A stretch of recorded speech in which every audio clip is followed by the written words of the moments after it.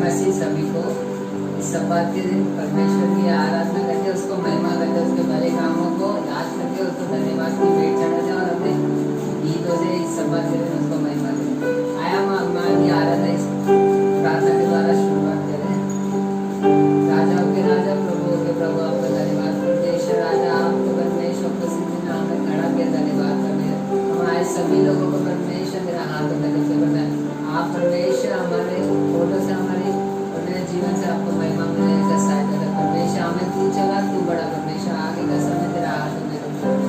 छोटी सी प्रार्थना हमारा उद्धार करता यीशु मसीह के नाम से मांगते हैं। सभी अपने होठों से हाथों को तालियां बजाकर उस परमेश्वर की आराधना करें।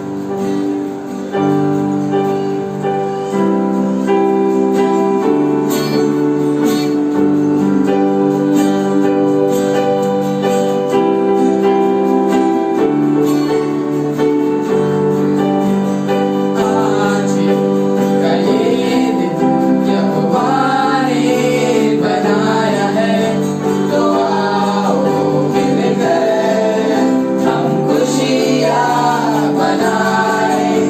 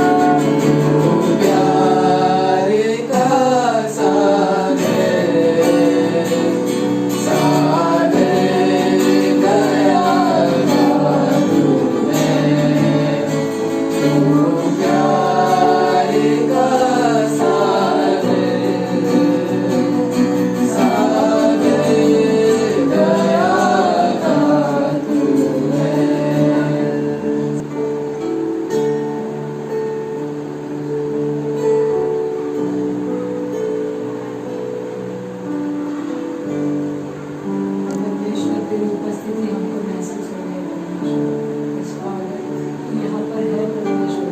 तेरा वचन कहता है परमेश्वर, जहाँ 2 या 3 एक मन होकर जुड़ते हैं परमेश्वर, वहाँ तेरी उपस्थिति होती है परमेश्वर। हाँ परमेश्वर, हम सब हमारे घर पे तो है परमेश्वर, पर एक मन होकर परमेश्वर तेरी उपस्थिति में जुड़ गए परमेश्वर। इस Father, थैंक यू Father। और परमेश्वर, जो भी वचन हमें बोया जाएगा परमेश्वर, वो हमारे जीवन में परमेश्वर 30 गुना, 60 गुना, 100 गुना से ज़्यादा परमेश्वर फल लाए सामने कर परमेश्वर। और परमेश्वर, हमें जो भी वचन सुने हैं परमेश्वर, या कुछ सुनने वाले हैं परमेश्वर, उसको परमेश्वर एक कान से सुनते हुए दूसरे कान से ना छोड़े परमेश्वर, और हमारे जीवन में उसे अमल करते हुए चलने जैसा मदद करना परमेश्वर। तेरे पवित्र दूतों को परमेश्वर हमारे ओर मंडराओ परमेश्वर, ताकि वो हमें गाइड कर सके परमेश्वर कि हमारे जीवन को कैसे चलना है परमेश्वर। इस मार्च तक आगे जो भी होगा परमेश्वर, सिर्फ केवल और केवल सिर्फ तेरी ही महिमा के लिए होगा परमेश्वर। सारा समय तेरे हाथों में देता हूँ परमेश्वर। छोटी सी प्रार्थना जिंदा प्रभु खुदा यीशु मसीह के नाम से मांगता हूँ पिता, आमेन। ಇವತ್ತು ದಿನ ತಿರುಗಿ ನಿಮ್ಮ ಮಧ್ಯದಲ್ಲಿ ಬಂದು ನಾನು ಪ್ರಸಂಗ ಮಾಡುವಂಥದ್ದು ಬಹಳ ನನಗೆ ಸಂತೋಷವಾಗಿದೆ। फिर एक बार इस सप्ताह में जो है इतवार में आपके मध्य में आकर प्रभु के वचन को बोलना बहुत ही मेरे लिए खुशी की बात है। पिछले हफ्ता जो है मैं ठीक नहीं था, लेकिन परमेश्वर ने मुझे चंगा किया, ये मेरे लिए सबसे बड़ी बात है। ದೇವರು ಕಳೆದ ವಾರದಲ್ಲೇ ನನ್ನನ್ನು ಸ್ವಸ್ಥ ಮಾಡಿದ್ದಕ್ಕಾಗಿ ದೇವರಿಗೆ ನಾನು ಸ್ತೋತ್ರ ಹೇಳುವಂತನೂ ಆಗಿದ್ದೇನೆ। ಈ ಒಂದು ದಿನ ನಾವು ದೇವರ ವಾಕ್ಯವನ್ನು ತಿರುಗಿ ನಾವು ಧ್ಯಾನಿಸುವಂತರಾಗಿದ್ದೇವೆ। ಫಿಲಿಪ್ಪಿದವರಿಗೆ ಬರೆದ ಪತ್ರಿಕೆಯ 4ನೇ ಸಂಧಿಯಲ್ಲಿ 7ರಿಂದ 9 ವಚನಗಳು, ಫಿಲಿಪಿಯನ್ಸ್ ಚಾಪ್ಟರ್ 4 ವರ್ಸಸ್ 7 to 9। ಈ ಒಂದು ವಾಕ್ಯದಲ್ಲಿ 7ನೇ ವಚನ ಈ ರೀತಿಯಲ್ಲಿ ಬರೆಯಲ್ಪಟ್ಟಿದೆ, ಎಲ್ಲ ಗ್ರಹಿಕೆಯನ್ನು ಮೀರುವ ದೇವ ಶಾಂತಿಯು ನಿಮ್ಮ ಹೃದಯಗಳನ್ನು ಯೋಚನೆಗಳನ್ನು ಕ್ರಿಸ್ತ ಯೇಸುವಿನಲ್ಲಿ ಕಾಯುವುದು। ಅದಾದಮೇಲೆ ಅನೇಕ ಗುಣಗಳ ವಿಷಯದಲ್ಲಿ ಅಲ್ಲಿ ಪೌಲನು ವಿಸ್ತಾರವಾಗಿ ಹೇಳುವಂತನಾಗಿದ್ದಾನೆ। ಈ ಒಂದು ದಿನ ನಾವು ಈ ಮಾತಿನಲ್ಲಿ ನಾವು ನೋಡುತ್ತೇವೆ, ದೇವ ಶಾಂತಿಯು ನಿಮ್ಮ ಹೃದಯಗಳಲ್ಲಿ ನಿಮ್ಮ ಯೋಚನೆಗಳಲ್ಲಿ ತುಂಬಲಿ ಎಂಬ ಮಾತು ನಾವು ನೋಡುತ್ತೇವೆ। ನಮ್ಮ ಹೃದಯದಲ್ಲಿ ನಮ್ಮ ಮನಸ್ಸಿನಲ್ಲಿ ನಾವು ಹೇಳುವಾಗ ದೇವರ ಮುಂದೆ ನಮ್ಮ ಹೃದಯವು ನಮ್ಮ ಮನಸ್ಸು ಶುದ್ಧ ಆಗಿರುವಂಥದ್ದು ಬಹಳ ಬಹಳ ಮುಖ್ಯ ಆಗಲ್ಪಟ್ಟಿದೆ। हमारा जो है गुण जो है प्रभु के सामने एक अच्छा बन के रहना बहुत ही ज़रूरी कर मैं कहना चाहता हूँ। एक जो है साइकोलॉजिस्ट है, ಒಂದು ಮನಃಶಾಸ್ತ್ರ ಜ್ಞಾನಿ ಈ ರೀತಿಲಿ ಇದ್ದಾನೆ, सिगमंड फ्रॉइड ಎಂಬುದಾಗಿ। अब वो नहीं है लेकिन बहुत ही महत्व व्यक्ति है, बहुत ही ग्रेट जो है इसका थॉट्स जो है साइकोलॉजी में पढ़ा जाता है। वो मनुष्य के जो है मन के बारे में, कॉन्शियस के बारे में वो 3 भाग को कर वो कहता है। ಆತನು 3 ಭಾಗದಲ್ಲಿ ಏನದ ಮನುಷ್ಯನ ಮನಸ್ಸು ವಿಷಯದಲ್ಲಿ ಆತನು ಮಾತಾಡುವಂತನಾಗಿದ್ದಾನೆ। ದ ಕಾನ್ಶಿಯಸ್,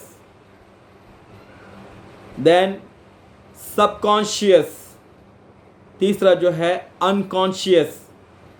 ಕಾನ್ಶಿಯಸ್ ಎಂಬುದಾಗಿ ಹೇಳುವಾಗ ಆತನು ಹೇಳ್ತಾನೆ, ಮನುಷ್ಯನಿಗೆ ಎಲ್ಲ ಅರಿವಿಕೆ ಇದೆ, ಎಲ್ಲ ಆತನು ತಿಳಿತಾ ಇದ್ದಾನೆ, ಏನು ನೋಡ್ತಾನೆ, ಏನು ಕೇಳ್ತಾನೆ, ಧ್ಯಾನಿಸುತ್ತಾನೋ ಎಲ್ಲವೂ ಆತನಿಗೆ ತಿಳಿತಾ ಇದೆ, ಆತನು ಮನಸ್ಸಿನಲ್ಲಿ ಆತನು ಸ್ಥಿರವಾಗಿದ್ದಾನೆ ಎಂಬುದಾಗಿ। ದ ಸಬ್ ಕಾನ್ಶಿಯಸ್ ಎಂಬುದಾಗಿ ಹೇಳುವಾಗ 2ನೇ ಮಾತು ಅಂದರೆ ಆತನಿಗೆ ಅರು ಮರು ಇದೆ, उसको जो है आधा समझ में आ रहा, आधा नहीं समझ में आ रहा, और वो क्या हो रहा है वो पूरी तरह से वो उसको जो है जजमेंट नहीं कर पाता, और उसकी जो याददाश्त है वो आधा अधूरा है। कुछ बातों को याद करना चाहता है, उसको पता है कुछ है उसके मन में, लेकिन वो बातें उसको पूरी तरह से याद नहीं आता, उसको कहा जाता है सबकॉन्शियस। तीसरी बात अनकॉन्शियस कर कहा जाता है। ಅನ್ಕಾನ್ಷಿಯಸ್ ಎಂಬುದಾಗಿ ಹೇಳುವಾಗ ನಾವು ಈ ರೀತಿಯಲ್ಲಿ ಹೇಳ್ತೇವೆ, ಸಂಪೂರ್ಣವಾಗಿ ಆತನು ಜೋಳಾಗಿ ಬಿದ್ದನು, वो पूरी तरह से गिर गया, उसको कुछ भी नहीं पता। उसको हम कहते हैं कि उसको अस्पताल लेकर गए, उसका इलाज हुआ, लेकिन जब उसको होश आया तो उसको कुछ भी नहीं मालूम। वो कहता है कि मुझे नहीं मालूम मैं यहाँ तक कैसे पहुँचा कर उसको कहते हैं अनकॉन्शियस। उसके ऊपर क्या प्रभाव हुआ, क्या क्या उसके ऊपर कार्य किया गया, उसको कुछ भी याद नहीं, कुछ घटना भी उसके दिमाग में नहीं है। इट्स कॉल्ड अनकॉन्शियस, उसको जो है ये कहते हैं। और इसके आधार पर साइकोलॉजी जो है डेवलपमेंट होता है, कॉन्शियस जो है डेवलपमेंट होता है कर देखते हैं। हम इसके बारे में आज हम देखेंगे। ಈ ಒಂದು ದಿನ ನಾವು ನೋಡ್ತೇವೆ ಏನಂದರೆ ಈ ಒಂದು ಗ್ರೇಟ್ ಪ್ರತಿಯೊಂದು ಮನುಷ್ಯನಿಗೆ, ಒಂದು ಕ್ರಿಸ್ತನಲ್ಲಿ ನಿಜವಾಗಿ ಹುಟ್ಟಿ ಬೆಳೆದಿರುವಂತನಿಗೆ, ಆತನಿಗೆ ಏನದ ಸೆನ್ಸ್ ಆಫ್ ಪೀಸ್ ಆತನಿಗೆ ಕೊಡಲ್ಪಟ್ಟಿದೆ. ಅಂದರೆ ಒಂದು ಅರುವಿಕೆಯ ಒಂದು ಸಮಾಧಾನವು ಅಥವಾ ಒಂದು ಸಮಾಧಾನದ ಹೃದಯವು ದೇವರಲ್ಲಿ ಹೊಸದಾಗಿ ಹುಟ್ಟಿರುವಂಥ ವ್ಯಕ್ತಿಗೆ ಸಿಗಲ್ಪಟ್ಟಿದೆ ಎಂಬುದಾಗಿ ನಾವು ನೋಡ್ತೇವೆ. ಅದಕ್ಕೆ ಪೌಲನು ಆತನು ಸ್ಪಷ್ಟವಾಗಿ ಹೇಳ್ತಾನೆ, ಎಲ್ಲ ಗ್ರಹಿಕೆಯನ್ನು ಮೀರುವ ದೇವ ಶಾಂತಿಯು ನಿಮ್ಮ ಹೃದಯಗಳನ್ನು ಯೋಚನೆಗಳನ್ನು ಕ್ರಿಸ್ತ ಯೇಸುನಲ್ಲಿ ಕಾಯುವರು. परमेश्वर की शांति जो है तुम्हारे हृदय में जो है बना रहे कर पौलुस जो है यहाँ पर वो कहता है. और दूसरी बात हम देखते हैं ಕೊಲಿಸ್ಯ का लिखा हुआ पत्र 3 अध्याय 15 वचन. ಕೊಲಿಸ್ಯದವರಿಗೆ ಬರೆದ ಪತ್ರಿಕೆ 3ನೇ ಸಂಧಿಯ 15ನೇ ವಚನದಲ್ಲಿ, ಕ್ರಿಸ್ತನಿಂದ ಆದ ಸಮಾಧಾನವು ನಿಮ್ಮ ಹೃದಯಗಳಲ್ಲಿ ಯಜಮಾನನಂತಿದ್ದು तीर्प हेड़ली. यानी यीशु मसीह का जो शांति जो है तुम्हारे हृदय में जो है कायम रहे कर पौलुस जो है कहता है. एक बार पौलुस जो है अपने इज़राइली लोगों के लिए वो दुखित होकर कहता है. ಇಸ್ರಾಯೇಲ್ ಜನರಿಗಾಗಿ ಶ್ರೀ ಪೌಲನು ಬಹಳ ದುಃಖ ಪಟ್ಟುಕೊಂಡು ಆತನು ಇದು ಹೇಳ್ತಾನೆ. ರೋಮಾಪುರದವರಿಗೆ ಬರೆದ ಪತ್ರಿಕೆಯ 9ನೇ ಸಂಧಿಯ 1-2 ವಚನಗಳಲ್ಲಿ ನಾವು ನೋಡ್ತೇವೆ. ರೋಮನ್ ಚಾಪ್ಟರ್ 9 ವರ್ಸ್ 1 and 2 ಈ ರೀತಿಯಲ್ಲಿ ಹೇಳ್ತಾನೆ, ನನಗೆ ಮಹಾ ದುಃಖವು ನನ್ನ ಹೃದಯದಲ್ಲಿ ಎಡಬಿಡದೆ ವೇದನೆಯು ಉಂಟು. ಈ ಮಾತನ್ನು ಸುಳ್ಳು ಆಡದೆ ಕ್ರಿಸ್ತನ ಮುಂದೆ ಸತ್ಯವಾಗಿ ಹೇಳುತ್ತೇನೆ. ಪವಿತ್ರಾತ್ಮ ಆಧೀನವಾಗಿರುವ ನನ್ನ ಮನಸ್ಸೇ ಸಾಕ್ಷಿ ಎಂಬುದಾಗಿ ಹೇಳ್ತಾನೆ. ಇಸ್ರಾಯೇಲ್ ಪರವಾಗಿ ಆತನು ಯಾವಾಗ ತನ್ನ ಮನಶೋಕವನ್ನು ವ್ಯಕ್ತಪಡಿಸುವಾಗ ಆತನು ಇದು ಹೇಳ್ತಾನೆ, ನಾನು ನಿಮ್ಗಾಗಿ ಶೋಕ ಮಾಡುವಂಥದ್ದು, ದುಃಖಿಸುವಂಥದ್ದು ನಾನು ಮೇಲಿನ ಮೇಲೆ ಅಲ್ಲ, ಆದರೆ ನಿಜವಾಗಿ ಹೇಳ್ತೇನೆ, ಪವಿತ್ರಾತ್ಮ ನನ್ನ ಸಂಗಡ ಇದ್ದಾನೆ, ಅದಕ್ಕಾಗಿ ನನ್ನ ಮನಸ್ಸಾಕ್ಷಿಯಿಂದ ನಾನು ದುಃಖ ಪಡುತ್ತೇನೆ ಎಂಬುದಾಗಿ ಪೌಲನು ಆತನು ಹೇಳುವಂತನಾಗಿದ್ದಾನೆ. ಅದಕ್ಕೆ ಈ ನಾವು ಕಾನ್ಷಿಯಸ್ ಎಂಬುದಾಗಿ ಹೇಳುವಾಗ, ಅರುವಿಕೆ ಎಂಬುದಾಗಿ ಹೇಳುವಾಗ, ಮನಸ್ಸು ಎಂಬುದಾಗಿ ಹೇಳುವಾಗ ಇದು ಮನುಷ್ಯನಿಗೆ ಕೊಟ್ಟಿರುವಂತಹ ಒಳ್ಳೆಯ ವಿಷಯ ಆಗಲ್ಪಟ್ಟಿದೆ. ये जो है मनुष्य को जो है भावना दिया गया है, हृदय मन कर जो दिया है, ये बहुत ही अच्छा है. क्योंकि हर एक मनुष्य का जो है कार्य को और उसके विचारों को परीक्षा करता है. अपने मन के द्वारा जो है, जो परमेश्वर ने हमको दिया है, वो परमेश्वर उसके कार्य को और उसकी सोच विचार को वो परीक्षा करता है. ये बात जो है बाइबल हमको बहुत ही क्लियरली हमको बताती है. ದೇವರು ನಮಗೆ ಸ್ಪಷ್ಟವಾಗಿ ಹೇಳುವಂತನೋ ಹಾಗಿದ್ದಾನೆ. ಅದಕ್ಕೆ ಕಾನ್ಷಿಯಸ್ ಎಂಬುದಾಗಿ ಹೇಳುವಾಗ, ಮನಸ್ಸು ಎಂಬುದಾಗಿ ಹೇಳುವಾಗ ಅದು ಮನುಷ್ಯನ ಜೀವಿತದ ಒಂದು ಗುಣ ಆಗಲ್ಪಟ್ಟಿದೆ ಪ್ರಿಯರೇ. जब हम कहते हैं कि कॉन्शियस जब कहते हैं, मन कर जब हम कहते हैं, ये जो है मनुष्य का एक हिस्सा है और ये जो है गुण को जो है बताता है. कभी कभार हम कॉन्शियस के विषय में जो है हम पूरी तरह से नहीं कह सकते कि जो उसका मन है पूरी तरह से सही है कर भी नहीं कह सकते हैं. एक नेचुरल व्यक्ति के मन को हम फर्क करना है तो कई कभार जो है किसी लोगों का मन जो है बुरे तरह से भी है और सही तरह से भी है. इसको जो है परीक्षा करना बहुत ही ज़रूरी है. गुड कॉन्शियस ಒಳ್ಳೆದಾಗಿರುವಂಥ ಮನಸ್ಸು, ಕ್ಲಿಯರ್ ಕಾನ್ಷಿಯಸ್ ಸ್ಪಷ್ಟವಾಗಿದೆ, ಆತನಿಗೆ ಎಲ್ಲ ತಿಳಿದಿದೆ. द गिल्टी कॉन्शियस जो शोकित उसको जो है छुपाता है उसका मन. The guilty conscious, weak conscious बहुत ही कमज़ोर वाला जो उसका मन है, और कुछ लोग का जो है करप्ट हुआ है. ಕರಪ್ಟ್ ಎಂಬುದಾಗಿ ಹೇಳುವಾಗ ಎಲ್ಲವೂ ನಾಶವಾಗಿದೆ, ಕೆಟ್ಟದಾಗಿದೆ ಎಂಬುದಾಗಿ ನಾವು ಹೇಳುತ್ತೇವೆ. ಆತನಿಗೆ ಅರಿವಿಕೆ ಇಲ್ಲ, ತಪ್ಪುದು ಸರಿದು ಏನಿಲ್ಲ, ಪಾಪದಿಂದ ತುಂಬಿರುವಂಥ ಮನುಷ್ಯ ಎಂಬುದಾಗಿ ನಾವು ಹೇಳುವಂತರಾಗಿದ್ದೇವೆ. ಇದಕ್ಕೆ ಅನೇಕ ಸತ್ಯವೇದದಲ್ಲಿ ಆಧಾರದ ಮಾತುಗಳಿವೆ. ಅಪೊಸ್ತಲರ ಕೃತ್ಯದಲ್ಲಿ 23ನೇ ಸಂಧಿಯ 1ನೇ ವಚನದಲ್ಲಿ ನಾವು ನೋಡ್ತೇವೆ. ಗುಡ್ ಕಾನ್ಷಿಯಸ್, ಒಳ್ಳೆಯದಾಗಿರುವಂಥ ಮನಸ್ಸು, ಕ್ಲಿಯರ್ ಕಾನ್ಷಿಯಸ್ ಎಂಬುದಾಗಿ ಸ್ಪಷ್ಟವಾಗಿರುವಂಥ ಮನಸ್ಸು ಎಂಬುದಾಗಿ ಹೇಳುವಾಗ ಅಪೊಸ್ತಲರ ಕೃತ್ಯ 24:16ನೇ ವಚನದಲ್ಲಿ ನಾವು ನೋಡುವಂತರಾಗಿದ್ದೇವೆ.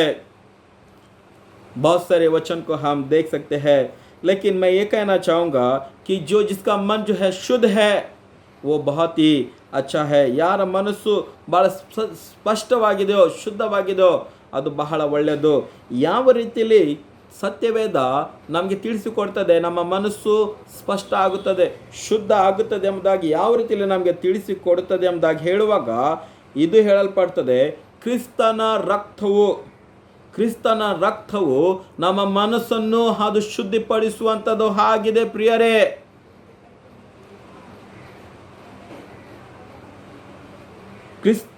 ಈ ಒಂದು ಮಾತು ನಾವು ಹಿಬ್ರಿದವರಿಗೆ ಬರೆದ ಪತ್ರಿಕೆಯ 9ನೇ ಸಂಧಿಯ 14ನೇ ವಚನದಲ್ಲಿ ನಾವು ನೋಡುವಂತರು ಆಗಿದ್ದೇವೆ. Hebrews chapter 9 verse 14. ತನ್ನನ್ನು ತಾನೇ ನಿರ್ದೋಷನಾಗಿ ದೇವರಿಗೆ ಸಮರ್ಪಿಸಿಕೊಂಡು ಕ್ರಿಸ್ತನ ರಕ್ತವು ಎಷ್ಟೋ ಹೆಚ್ಚಾಗಿ ನಮ್ಮನ್ನು ನಿರ್ಜೀವ ಕರ್ಮಗಳಿಂದ ಬಿಡಿಸಿ ನಾವು ಜೀವವುಳ್ಳ ದೇವರನ್ನು ಆಧರಿಸುವವರಾಗುವಂತೆ ನಮ್ಮ ಮನಸ್ಸನ್ನು शुद्धिकरिಸುವುದಲ್ಲವೇ. यहाँ पर ये लिखा गया है, यीशु मसीह खुद जो है निर्दोष होकर वो अपने आप को जो है सौंपा, उसके रक्त के द्वारा हमारे हर जो है कर्म को, हमारे हर एक पापों को छुटकारा देकर एक जीवन रहने वाला एक सजीव बनाकर हमको परमेश्वर के सामने उसकी आराधना करने के लिए हमें वो तैयार करता है. ये बाइबल हम पढ़ते हैं. दूसरी बात अगर हम देखेंगे, ಎರಡನೇ ಮಾತು ನಾವು ನೋಡಿದ್ಯಾದ್ರೆ, कॉन्शियस जो है एक परमेश्वर के जो है स्वरूप को दिखाता है, क्योंकि जो परमेश्वर के अंदर सद्गुण है, ಏನು ಒಳ್ಳೆ ಗುಣಗಳಿವೆ ಅದು ನಮ್ಮಲ್ಲಿ ಕಂಡು ಬರುವಂಥದ್ದು ಆಗಿದೆ. ಅದಕ್ಕಾಗಿ ದೇವರು ಶುದ್ಧ ನಿರ್ಮಲವಾಗಿರುವಂಥ ಒಂದು ಮನಸ್ಸು ಆದಮನಿಗೆ ಆತನು ಕೊಟ್ಟಿದ್ದನು. ಆತನು ತನ್ನ ಮನಸ್ಸಿನಿಂದ ದೇವರನ್ನು ಧ್ಯಾನಿಸುವಂಥ ಒಂದು ಮನಸ್ಸು ಇತ್ತು. ಆತನ ಸ್ವರವನ್ನು ಕೇಳುವಂಥ ಒಂದು ಲಕ್ಷ್ಯ ಆತನಿಗೆ ಧ್ಯಾನ ಇತ್ತು. ಆದರೆ ಪಾಪದಿಂದ ಆತನ ಮನಸ್ಸು ಆತನಿಗೆ ತೋರಿಸಿಕೊಟ್ಟಿತು, ನೀನು ದೇವರ ವಿರುದ್ಧವಾಗಿ ಪಾಪ ಮಾಡಿದೆ ಎಂಬುದಾಗಿ. परमेश्वर के विरुद्ध में तूने जो है पाप किया, उसकी पाप जो है आदम को दिखाए. इसलिए जो है आज हम कॉन्शियस के द्वारा, मन के द्वारा हम जान पाते हैं कि हम सही है या गलत है. परमेश्वर की आत्मा हमसे बातें करती है कि हम कहाँ पर खड़े हैं. इसलिए हमको जो है पूरे मन से अगर मानना है तो अपने मन को जो है परमेश्वर को सौंपना बहुत ही ज़रूरी है. ಒಂದು ಸಲ ನಾವು ನೋಡುತ್ತೇವೆ, ಯೇಸು ಸ್ವಾಮಿಯ ಮುಂದೆ ಒಂದು ಸ್ತ್ರೀಯನ್ನು ತಂದು ಯೇಸು ಸ್ವಾಮಿಯ ಪಾದದಲ್ಲಿ ಹಾಕಿಬಿಟ್ಟರು. ಈಕೆಯು ಪಾಪ ಮಾಡಿದಳು. ವ್ಯಭಿಚಾರ ಮಾಡುವಾಗ ಈಕೆಯನ್ನು ನಾವು ಹಿಡಿದು ತಂದಿದ್ದೇವೆ. ಧರ್ಮಶಾಸ್ತ್ರದ ಮೂಲಕ ಅದರ ತಕ್ಕಾಗಿ ಈಕೆಯನ್ನು ನಾವು ಕಲ್ಲೆಸೆದು ಸಾಯಿಸಬೇಕು. ಅದು ನೀನು ಏನು ನ್ಯಾಯ ತೀರ್ಪು ಕೊಡ್ತೀಯ ಎಂಬುದಾಗಿ ಯೇಸು ಸ್ವಾಮಿಗೆ ಕೇಳುವಾಗ ಯೇಸು ಸ್ವಾಮಿ ಒಂದು ಮಾತು ಆತನು ಹೇಳಿದನು. ಆತನು ಹೇಳ್ತಾನೆ, ಯಾರು ಪಾಪ ಮಾಡಿಲ್ಲವೋ ಅವರು ಮೊದಲು ತಮ್ಮ ಕಲ್ಲನ್ನು ತೆಗೆದುಕೊಂಡು ಆಕೆಯ ಮೇಲೆ ಎಸೆರಿ ಎಂಬುದಾಗಿ. जिन्होंने जो है पाप नहीं किया अपने पत्थर को लेकर स्त्री पर आप मारे या फेंके कर यीशु ने जो है अपने सर झुकाकर उसने कह दिया. वहाँ पर ये बात को हम देखते हैं, आपस में वे बातें करने लगे, आपस में वे विचार करने लगे. स्वयं वो खुद होके विचार करने लगे और ये कहने लगे कि जो है हम सभी मन में जो है हमने पाप किया है, ನಾವೆಲ್ಲರೂ ಪಾಪ ಮಾಡಿದೆ ಎಂಬುದಾಗಿ ತಮ್ಮ ಮನಸ್ಸಿನಲ್ಲಿ ತಿಳಿದುಕೊಂಡು ಅವರು ಕಲ್ಲನ್ನು ಎಸೆದು ಅಲ್ಲಿಂದ ಹೊರಟು ಹೋದರು ಪ್ರಿಯರೇ. ಅದಕ್ಕೆ ಪ್ರತಿಯೊಂದು ಮನುಷ್ಯನ ಮನಸ್ಸೇ ಆತನಿಗೆ ಸಾಕ್ಷಿ ಆಗಲ್ಪಟ್ಟಿದೆ. उसका मन, उसका हृदय जो है उसके लिए गवाही है कि वो सही है या गलत है, वो पाप किया है वो या परमेश्वर के द्वारा धुलाया गया है, शुद्ध हुआ है, ये परमेश्वर उसको बताएगा. जो कोई परमेश्वर के आधीन में रहेगा परमेश्वर की आत्मा उसको बताएगी. और जिन्होंने यीशु मसीह को नहीं जाना उसकी जो है मन, उसका मन ही उसको साक्षी देगा. हम तो जो है उद्धार हुए लोग हैं, हम प्रभु को ग्रहण किए हुए लोग हैं. परमेश्वर की आत्मा हमको सदा जो है वो चलाती है, वो हर बात में हमको जगा कर रखेगी और ये कहेगी कि तुमने जो है भलाई किया, तुमने जो है अच्छा किया, तुमने अच्छा बात बोला, तुमने अच्छा सोचा, तुमने अच्छे कार्य को किया. ये अच्छे विषय के बारे में. अगर तुमने गलत किया है तो वो पाप परमेश्वर अपने सामने उस व्यक्ति के सामने वो प्रकट करता रहेगा और उसका मन कभी जो है वो शुद्ध नहीं रहेगा, वो चंचल बनकर रहेगा. उसकी पाप उसको जो है ताड़ना देते रहेगी. ಆತನ ಪಾಪವು ಆತನಿಗೆ ಏನದ ಖಂಡಿಸುತ್ತಾ ಇರುವಂಥದ್ದು ಆಗಿದೆ ಪ್ರಿಯರೇ. ಅದಕ್ಕೆ ಯೇಸು ಸ್ವಾಮಿ ಹೇಳುವಂತನಾಗಿದ್ದಾನೆ, ಯಾರು ಪಾಪ ಮಾಡಿಲ್ಲೋ ಮೊದಲು ಕಲ್ಲೆಸೆರೆ ಎಂಬುದಾಗಿ. हम सभी जो है परमेश्वर के दृष्टि में हम जो है दूर हुए हैं, लेकिन फिर भी परमेश्वर ने हमारे लिए उसने एकलौता पुत्र दिया कि हम उसके लहू के द्वारा धुल जाए, अपना जीवन एक जो है पवित्र बनाए, अपना मन को जो है पवित्र बनाए और उसके सम्मुख में आकर हम जुड़ जाए. परमेश्वर की आत्मा हम में है, परमेश्वर की गुण हम में आने के लिए परमेश्वर ने हमको बुलाया है. प्रियो, जो कोई मसीह में जो है उद्धार हुआ है वो जो है परमेश्वर के हर एक बातों पर वो ध्यान देगा, उसमें परमेश्वर की इच्छा क्या है उसको ढूंढता रहेगा और वो पवित्र आत्मा के द्वारा हमेशा गवाही देता रहेगा. और वो जो है गलत बातों को, गलत विचारों को, गलत कार्यों में कभी वो भाग नहीं लेगा. वो फर्केगा कि कौन सी बात जो है सही है. इन सारे बातों को जो परमेश्वर की आत्मा के द्वारा उसका मन, उसका हृदय जो है शुद्ध है वो सोच कर चलेगा.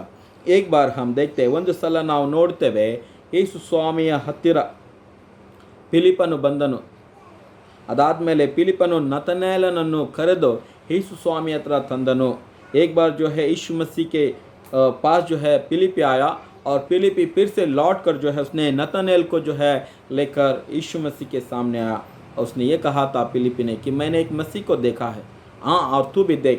जब नतनेल यीशु मसीह के सामने आया तो यीशु मसीह ने एक अच्छा बात उसके विषय में कहा. उसने कहा, इगो ಇವನು ನಿಜವಾದ ಇಸ್ರಾಯೇಲನು, ಇವನಲ್ಲಿ ಕಪಟ ಇಲ್ಲ. ಯೋಹನನ ಬರೆಸುವಾರ್ತೆ 1ನೇ ಸಂಧಿ 47ನೇ ವಚನದಲ್ಲಿ, जॉन चैप्टर 1 वर्स 47. ये जो है इज़राइलियों में जो है शुद्ध व्यक्ति, इसमें कोई कपट नहीं है. यीशु ने उस व्यक्ति के बारे में कहा. क्या किसी व्यक्ति के बारे में हम कह सकते हैं कि ये जो है कपट नहीं है, ये बहुत ही प्योर है, शुद्ध है, इसका मन सच्चा है? केवल यीशु मसीह कह सकता है प्रियो. इसलिए हम अपने मन को जो है परमेश्वर के हाथ में सौंपे. निश्चय परमेश्वर हमको कहेगा एक दिन कि ये मेरा प्रिय पुत्र है, ये मेरे प्रिय जो है बेटी है, इसका मन, इसका जीवन शुद्ध है, ये कोई कपट से नहीं भरा. ನಮಗೆ ಆ ರೀತಿಯ ಜೀವಿತ ಜೀವಿಸುವಂಥದ್ದು ಆಗಲ್ಪಟ್ಟಿದೆ. ಇವತ್ತು ನಾಳೆ ಎಲ್ಲ ಕೆಟ್ಟ ಗುಣಗಳನ್ನು ಆಧಾರ ಮಾಡಿಕೊಂಡು ತಿಳಿದುಕೊಂಡು ಸಹ ನಾವು ಕೆಟ್ಟ ದಾರಿಯಲ್ಲಿ ನಾವು ನಡೀತಾ ಇದ್ದೇವೆ, ಪಾಪದ ಮಾತುಗಳನ್ನು ಹಾಡುತ್ತಾ ಇದ್ದೇವೆ. ಅದಕ್ಕೆ ಬೆಲೆ ಏನಿಲ್ಲ ಎಂಬುದಾಗಿ ನಾವು ಹೇಳ್ತೇವೆ. ಪ್ರಿಯರೇ, ಅದು ನಾಶನಕ್ಕೆ ದಾರಿ ಹೋಗುವಂಥ ದಾರಿ, ಅದು ನಮ್ಮನ್ನು ಕೆಡಿಸುವಂಥ ಒಂದು ವಿಷಯ ಆಗಲ್ಪಟ್ಟಿದೆ. ಅದಕ್ಕೆ ದೇವರಿಗೆ ನಮ್ಮ ಮನಸ್ಸನ್ನು ಒಪ್ಪಿಸಿಕೊಡೋಣ. ನಿರ್ಮಲವಾಗಿರುವಂಥ ಶುದ್ಧ ಮನಸ್ಸುವಾಗಿರೋಣ. ದೇವರ ಮಾತುಗಳನ್ನು ನಾವು ತಿಳಿದುಕೊಳ್ಳೋಣ, ದೇವರ ವಿಚಾರಗಳನ್ನು ತಿಳಿದುಕೊಳ್ಳೋಣ, ದೇವರ ರೀತಿಯಲ್ಲಿ ನಾವು ಆಗಲಿಕ್ಕೆ ಪ್ರಯಾಸ ಮಾಡೋಣ. ಇವತ್ತು ಇದು ಹೇಳಬಾರದು, ನನಗೆ ಗೊತ್ತಿರಲಿಲ್ಲ ಈ ಪಾಪ ಮಾಡಿದೆ ಎಂಬುದಾಗಿ. ಯಾವಾಗ ದೇವರನ್ನು ನಾವು ಗ್ರಹಿಸಿಕೊಂಡೆವು, ದೇವರು ನಮಗೆ ಅರಿವಿಕೆ ಕೊಡುತ್ತಾ ಇರುವಂತನಾಗಿದ್ದಾನೆ. ಆ ಅರಿವಿಕೆಯಲ್ಲಿ ಆ ಒಂದು ಒಳ್ಳೆಯ ದೇವರ ಗುಣಗಳಲ್ಲಿ, ದೇವರ ಆತ್ಮದಲ್ಲಿ ನಾವು ನಡೆಯೋಣ. ದೇವರು ನಮ್ಮೆಲ್ಲರನ್ನು ಆಶೀರ್ವಾದ ಮಾಡಲಿ. ನಾವು ಈ ಸಮಯದಲ್ಲಿ ಕಣ್ಣುಗಳನ್ನು ಮುಚ್ಚಿಕೊಂಡು ಪ್ರಾರ್ಥನೆ ಮಾಡೋಣ. ಪ್ರಿಯ ಕರ್ತನೇ ಸ್ವಾಮಿ, ಈ ಒಂದು ಕ್ಷಣದಲ್ಲಿ ನಾವು ನಿನ್ನ ಮುಂದೆ ಬಂದುಕೊಂಡು ಪ್ರಾರ್ಥನೆ ಮಾಡ್ತೇವೆ. ನಿನ್ನ ಹೆಸರಿನಲ್ಲಿ ಸ್ವಾಮಿ ನಾವು ಬಂದಿದ್ದೇವೆ. ನಮ್ಮಲ್ಲಿ ನೀನು ಮನಸ್ಸು ಕೊಟ್ಟಿದ್ದಿ ಕರ್ತನೇ, ನಿನ್ನ ಕ್ರಿಸ್ತನ ಮೂಲಕ ನಮ್ಮಲ್ಲಿ ನೀನು ಮಾತನಾಡಿದ್ದಿ, ನಮ್ಮನ್ನು ಶುದ್ಧಿಪಡಿಸಿದ್ದಿ. ಅದೇ ಭಾವನೆಯಲ್ಲಿ ಸ್ವಾಮಿ ನಾವು ನಡೆಯಲಿಕ್ಕೆ ಸಹಾಯಪಡಿಸು ಕರ್ತನೇ. ಈ ಒಂದು ದಿನವು ಸ್ವಾಮಿ ಕೆಟ್ಟವು ಆಗಲ್ಪಟ್ಟಿದೆ. ಆದ ಕೆಟ್ಟ ದಿನಗಳಲ್ಲಿ ನಮ್ಮನ್ನು ಸ್ವಾಮಿ ನೀನು ಒಳ್ಳೆ ದಾರಿಯಲ್ಲಿ ನಡೆಸುತ್ತಾ ಇದ್ದಿ. ಒಳ್ಳೆ ವಾಕ್ಯಗಳನ್ನು ಕೇಳೋದರಲ್ಲಿ ನಮ್ಮನ್ನು ಬೆಳೆಸುತ್ತಾ ಇದ್ದೀನಿ. ನಿನಗೆ ಸ್ತೋತ್ರ ಹೇಳ್ತಾ ಇದ್ದೇವೆ. ಯಾರಾದರೂ ಸ್ವಾಮಿ ತಮ್ಮ ಜೀವಿತದಲ್ಲಿ ಪಾಪದ ಮೂಲಕ, ಪಾಪದ ಬಂಧನದಲ್ಲಿ ಸಿಕ್ಕಿ ಬಿದ್ದುಕೊಂಡು ಅಸಮಾಧಾನದಲ್ಲಿ, ಅಶಾಂತಿಯಲ್ಲಿ ಇದ್ದಿದೆಯಾ ಕರ್ತನೆ, ಅವರ ಪಾಪಗಳನ್ನು ಕ್ಷಮಿಸು ಸ್ವಾಮಿ. ಸಮಾಧಾನದ ಹೃದಯ ಅವರಿಗೆ ಕೊಡು, ಸಮಾಧಾನದ ವಿಚಾರಗಳು ಅವರಿಗೆ ಕೊಡು ಎಂಬುದಾಗಿ ಬೇಡ್ತಾ ಇದ್ದೇವೆ. ನಮ್ಮ ಆಲಯದ ಪ್ರತಿಯೊಂದು ಸಭಿಕರನ್ನು ಆಶ್ರಿತ ಮಾಡಿ ಸ್ವಾಮಿ, ಅವರ ಕಷ್ಟ ದುಃಖಗಳನ್ನು ಪರಿಹಾರ ಮಾಡು ಎಂಬುದಾಗಿ ಇನ್ನಲ್ಲಿ ಬೇಡುತ್ತೇವೆ. ಯಾರಾದರೂ ಕಾಯಿಲೆಯಲ್ಲಿ ಇದೆಯಾ ಕರ್ತ, ಅವರ ಕಾಯಿಲೆಗಳನ್ನು ಮುಟ್ಟು. ಯಾರು ಶೋಧನೆಯಲ್ಲಿ ಇದೆಯಾ ಅವರಿಗೆ ಬಿಡುಗಡೆ ಕೊಡಿ ಎಂಬುದಾಗಿ ಇನ್ನಲ್ಲಿ ನಾವು ಬೇಡ್ತಿದ್ದೇವೆ. ನಮ್ಮ ನಮ್ರವಾಗಿರುವಂಥ ಪ್ರಾರ್ಥನೆ ಕೇಳಿದಿ ಎಂಬುದಾಗಿ ವಿಶ್ವಾಸದಿಂದ ಈ ಪ್ರಾರ್ಥನೆ ನಾವು ಯೇಸು ಕ್ರಿಸ್ತನ ಪರಿಶುದ್ಧ ನಾಮದಲ್ಲಿ ನಾವು ಬೇಡ್ತೇವೆ. ಆಮೇನ್. ಪರಲೋಕದ ತಂದೆ, ನಿನ್ನ ನಾಮ ಪರಿಶುದ್ಧಪಡಲಿ, ನಿನ್ನ ರಾಜ್ಯ ಬರಲಿ, ನಿನ್ನ ಚಿತ್ತ ಪರಲೋಕದಲ್ಲಿ ನೆರವೇರೋ ಪ್ರಕಾರ ಭೂಲೋಕದಲ್ಲಿ ನೆರವೇರಲಿ. ನಮ್ಮ ಅನುದಿನದ ಆಹಾರ ನಮಗೆ ದಯಪಾಲಿಸಿಕೊಡು. ನಮಗೆ ತಪ್ಪು ಮಾಡಿದರೆ ನಾವು ಕ್ಷಮಿಸುವಂತೆ ನಮ್ಮ ತಪ್ಪುಗಳನ್ನು ಕ್ಷಮಿಸು. ನಮ್ಮನ್ನು ಶೋಧನೆಗೆ ಸೇರಿಸದೆ ಕೇಡಿಂದ ತಪ್ಪಿಸು. ಯಾಕಂದರೆ ರಾಜ್ಯ, ಬಲ, ಮಹಿಮೆ ಸದಾ ಕಾಲವು ನಿಂದೆ ಸ್ವಾಮಿ. ಆಮೇನ್. ಈಗಲೂ ನಮ್ಮ ಕರ್ತನಾಗಿರುವಂಥ ಯೇಸು ಕ್ರಿಸ್ತನ ಕೃಪೆಯು, ತಂದೆ ದೇವರ ಪ್ರೀತಿ, ಪರಿಶುದ್ಧಾತ್ಮನ ಅನುತೆ ಸಹವಾಸು ನಮ್ಮೆಲ್ಲರ ಜೀವಿತದೊಂದಿಗೆ ಇಂದಿಗೂ ಎಂದೆಂದಿಗೂ ನೆಲೆಯಾಗಿರಲಿ. Amen. Good shepherd Methodist Kannada church ಸಭೆಗೆ ತಿಳಿಸುವಂಥ ಪ್ರಕಟಣೆಗಳು ಈ ರೀತಿಯಲ್ಲಿ ಆಗಲ್ಪಟ್ಟಿದೆ. ನಾವು ಪ್ರತಿ ಭಾನುವಾರ ನಮ್ಮ ಮನೆಗಳಲ್ಲಿ 10:30 ಗಂಟೆಗೆ ನಾವು ಕೂಡಿಕೊಂಡು ನಾವು ಆರಾಧನೆ ಮಾಡುವಂಥದ್ದು ಆಗಿದೆ. ಅದಕ್ಕಾಗಿ ನಾನು ತಿರುಗಿ ಪುನಃ ಹೇಳ್ತೇನೆ, ಕುಟುಂಬ ಸಹಿತವಾಗಿ ನಾವು ದೇವರನ್ನು ಆರಾಧನೆ ಮಾಡೋಣ. ಮತ್ತು ನಾವು ಶ್ರಮಮಣೆ ದಿನಗಳಲ್ಲಿ ನಾವು ಕಾಣಿಕೆ ಡಬ್ಬಿಗಳನ್ನು ನಾವು ಕೊಟ್ಟಿದ್ದೀವಿ. ಆ ಡಬ್ಬಿಗಳನ್ನು ನಾವು ಪುನಃ ಸಭೆಯಲ್ಲಿ ನಾವು ಪಡೆಯುವಂತರಾಗಿದ್ದೇವೆ. ಅದಕ್ಕಾಗಿ ನಮ್ಮ ಸಭೆ ಏನಿದೆ, ನಮ್ಮ ಆಲಯ ಏನಿದೆ, ಅದು ಪ್ರತಿ ಭಾನುವಾರ ಮುಂಜಾನೆ 11:15 ತೆರೆಯಲ್ಪಡ್ತದೆ ಮತ್ತು 1:15 ನಾವು ಮುಚ್ಚುತ್ತೇವೆ. ಅಲ್ಲಿ ನಮ್ಮ ಸಭೆಯ ಸಭೆಯ ಟ್ರೆಸರರ್, ಖಜಾಂಚಿ ಆಗಿರುವಂಥ ಸಹೋದರರಾಗಿರುವಂಥ ಪ್ರಸಾದ್ ಮಟ್ಮಾರಿ ಮತ್ತು ಫಿಲೋಮೋನ್ ಮತ್ತು ಇನ್ನೂ ಸಹೋದರರು ಅಲ್ಲಿ ಕೂಡುವಂಥರು ಆಗಿದ್ದಾರೆ. ಅವರು ಕುಂತಲ್ಲಿ ಏನದ, ನೀವು ಆ ಸಭೆ ಚರ್ಚ್ನಲ್ಲಿ ನೀವು ತಂದು ನಿಮ್ಮ ಕಾಣಿಕೆ ಡಬ್ಬಿಗಳನ್ನು ಕೊಟ್ಟಿದ್ಯಾದರೆ ಅವರು ಎಣಿಸಿ ಆವಾಗಲೇ ನಿಮ್ಗೆ ರಸೀಟ್ ಮಾಡಿ ಕೊಡುವಂಥರಾಗಿದ್ದಾರೆ. ಇದು ಮೊದಲನೇ ಮಾತು ನಾನು ಕಾಣಿಕೆ ವಿಷಯದಲ್ಲಿ ಹೇಳ್ತಾ ಇದ್ದೇನೆ. ಎರಡನೇದಾಗಿ, ನಮ್ಮ ತಿಂಗಳ ಪಟ್ಟಿದ ಕಾಣಿಕೆಗಳು ನಾವು ಈ ಲಾಕ್ಡೌನ್ನಲ್ಲಿ ನಾವು ಕೊಟ್ಟಿಲ್ಲ. ಆದರೆ ಈಗ ಭಿನ್ನತೆ ಮಾಡುವಂಥದ್ದು ಏನಂದರೆ, ನಾವು ನಮ್ಮ ತಿಂಗಳ ಪಟ್ಟಿಗೆ ಕಾಣಿಕೆಗಳನ್ನು ಕಟ್ಟಲಿಕ್ಕೆ ನಿಮ್ಮಲ್ಲಿ ಕೇಳಿಕೊಳ್ತಾ ಇದ್ದೇನೆ. ಯಾರಿಗೆ ನಿಜವಾಗಿ ಕೆಲಸ ಇಲ್ಲ, ಅವ್ರ ಕಷ್ಟದಲ್ಲಿದ್ದಾರೆ, ನಮಗೆ ತಿಳಿತದೆ. ಆದರೆ ಯಾರು ಕೆಲಸಕ್ಕೆ ಹೋಗ್ತಾ ಇದ್ದಾರೋ, ಯಾರು ಕುಟುಂಬ ತಾವು ಸರಿಯಾಗಿ ನಡೆಸ್ಕೊಂಡು ಹೋಗ್ತಾ ಇದ್ದಾರೋ, ದಯಮಾಡಿ ನಿಮ್ಮಲ್ಲಿ ನಮ್ರ ವಿನಂತಿ ಏನಂದರೆ, ನಿಮ್ಮ ತಿಂಗಳ ಪಟ್ಟಿ ಕಾಣಿಕೆ ಸಹ ನೀವು ಆಲಯದಲ್ಲಿ ಚರ್ಚ್ನಲ್ಲಿ ಹೋಗಿ ನೀವು ಕಟ್ಟಬಹುದು. ಅದಾದಮೇಲೆ ನಿಮಗೆ ಬರ್ತ್ಡೇದು ಥ್ಯಾಂಕ್ಸ್ ಆಫರಿಂಗ್ ಕೊಡಬೇಕಂತ ಇದ್ದಿದ್ಯಾದರೆ, ದಶಾಂಶ ಕೊಡುವಂಥ ಇದ್ದಿದ್ಯಾದರೆ ದಯಮಾಡಿ ನೀವು ಚರ್ಚ್ನಲ್ಲಿ ಹೋಗಿ 11:30 1:15 ನೀವು ಕೊಡಬಹುದು. ಅದರ ಜೊತೆಯಲ್ಲಿ ನಾವು ಆನ್ಲೈನ್ ನಮ್ಮ ಸಭೆಯ ಅಕೌಂಟ್ ವಿಷಯದಲ್ಲಿ ಡಿಟೇಲ್ ನಿಮಗೆ ನಾವು ಕೊಡುವಂಥರು ಆಗಿದ್ದೇವೆ. ಆ ಅಕೌಂಟ್ ಹೆಸರು ಮೇಲೆ ನೀವು ನಿಮ್ಮ ಕಾಣಿಕೆಗಳನ್ನು ಸಹ ನೀವು ಕಟ್ಟಬಹುದು. ತಿಂಗಳ ಪಟ್ಟಿ ಕಾಣಿಕೆ ಕಟ್ಟಬಹುದು, ಡೊನೇಷನ್ ನೀವು ಕೊಡಬಹುದು. ಮತ್ತು ನೀವು ಕಟ್ಟಿದ ಮೇಲೆ ಅದರದ್ದು ಸ್ಕ್ರೀನ್ಶಾಟ್ ಅಂತೀವಿ ನಾವು, ಅದರದ್ದು ಮೆಸೇಜ್ ಏನಿದೆ ದಯಮಾಡಿ ನೀವು ನಮ್ಮ ಸಭೆಯಲ್ಲಿ ಪ್ರಸಾದ್ ಮಟ್ಮಾರಿ ಅವ್ರಿಗೆ ನನಗೆ ನೀವು ಕಳಿಸಿಕೊಟ್ಟಿದೆಯಾದರೆ ನಮಗೆ ಸಹ ಗೊತ್ತಾಗ್ತದೆ ಈ ದಿನ ಈ ತಾರೀಕು ಇಷ್ಟು ಹಣ ನೀವು ತಿಂಗಳ ಪಟ್ಟಿ ಕಾಣಿಕೆ ಆಗಲಿ ಡೊನೇಷನ್ ಆಗಲಿ ನೀವು ಕೊಟ್ಟಿರಿ ಎಂಬುದಾಗಿ ನಮ್ಗೆ ಗೊತ್ತಾಗ್ತದೆ. ನಿಮ್ಮ ಹೆಸರ ಮೇಲೆ ನಾವೇನದ ರಿಸಿಟ್ ಮಾಡಿ ನಾವು ಹಿಡಿತೀವಿ. ಆ ರಿಸಿಟ್ದು ಏನದ ಫೋಟೋ ತೆಗೆದು ತಿರುಗಿ ನಿಮಗೆ ನಾವು ಕಳಿಸುವಂಥರು ಆಗಿದ್ದೇವೆ. ಅನುಕೂಲ ಆದ ಸಮಯದಲ್ಲಿ ನೀವು ಬಂದು ಆ ಒಂದು ರಿಸಿಟನ್ನು ತೆಗೆದುಕೊಂಡು ಹೋಗಬೇಕೆಂಬುದಾಗಿ ನಿಮ್ಮಲ್ಲಿ ನಾನು ಕೇಳ್ಕೊಳ್ತೇನೆ.